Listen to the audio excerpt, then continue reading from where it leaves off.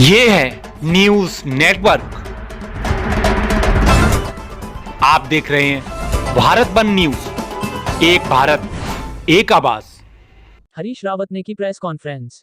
हल्द्वानी से उमेश सिंह राणा की रिपोर्ट। पूर्व मुख्यमंत्री और कांग्रेस चुनाव प्रचार समिति के अध्यक्ष हरीश रावत ने बताया कि कांग्रेस के घोषणा पत्र के बारे में सभी वर्गों का ध्यान रखा गया है।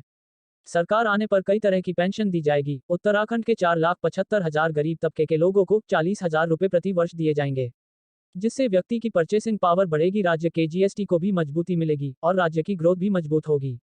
वहीं राज्य में अंदर मुस्लिम यूनिवर्सिटी और जुम्मे की नमाज के आदेश का खंडन करते हुए हरीश रावत ने कहा, यह भाजपा के झूठ की लाइब्रेरी से निकला हुआ पन्ना है, जिसे भाजपा चुनाव के समय इस्तेमाल कर ध्रुवीकरण करना चाहती है, जबकि कांग्रेस की सरकार के समय संस्कृत विश्वविद्यालय से लेकर विद्यार्थियों को छात्रवृत्ति दी गई थी। उन्होंने कहा कि भाजपा जितना हमें घेरने की कोशिश करेगी उतना ही नुकसान झेलेगी, क्योंकि राज्य की जनता अब कांग्रेस के साथ है। बाइट हरीश रावत, पूर्व मुख्यमंत्री। लेटर एक वायरल किया जा रहा है। बकवास है। मैं इस तरीके की बकवास पर कमेंट करना भी अपना अपमान समझता हूँ। कहीं से किसी मुसलमान भाई ने कभी भी मुस्लिम यूनिवर्सिटी बनाए जाने की बात कहीं नहीं मांग उठाई नहीं, और ये कहीं नहीं की गई। भाजपा ये क्यों नहीं कहती कि कांग्रेस ने संस्कृत विश्वविद्यालय बनाया, संस्कृत एकेडमी बनाया, हमने संस्कृत विद्यालयों को गारंटी नेट में लाने के लिए मदद दी, हमने संस्कृत पढ़ने वाले विद्यार्थियों के लिए विशेष छात्रवृत्ति दी। ये बात तो उनको याद नहीं आती है, मगर अपनी झूठ की लाइब्रेरी से ये मुस्लिम यूनिवर्सिटी, ये भाजपा के झूठ की लाइब्रेरी से निकला हुआ पन्ना है। पैसा उसके लिए कहाँ से लाएंगे, फंड कहाँ से इकट्ठा होगा, जबकि केंद्र सपोर्ट करता नहीं आप लोग को? आपने बहुत माकूल सवाल उठाया।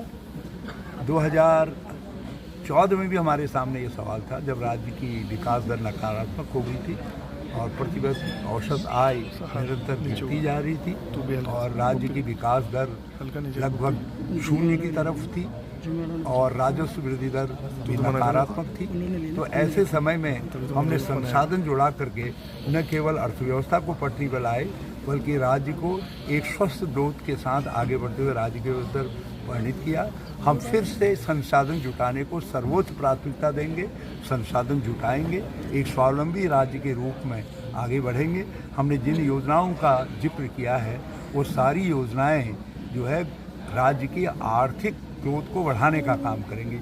जैसे हमने जो 40,000 रुपया देने की बात कही है, उसके पीछे एक अर्थशास्त्र भी है।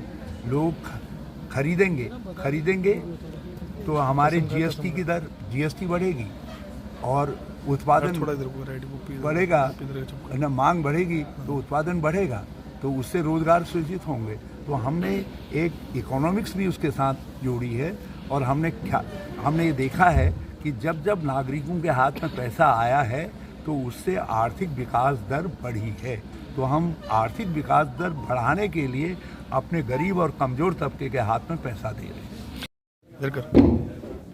मैंने कहा जितना ये हमको घेरने की कोशिश करेंगे भाजपा वाले, उतना ही इनके जिस जयद्रथ के बचाव में लगे हैं उस जयद्रथ का नाश निश्चित है। Thank you.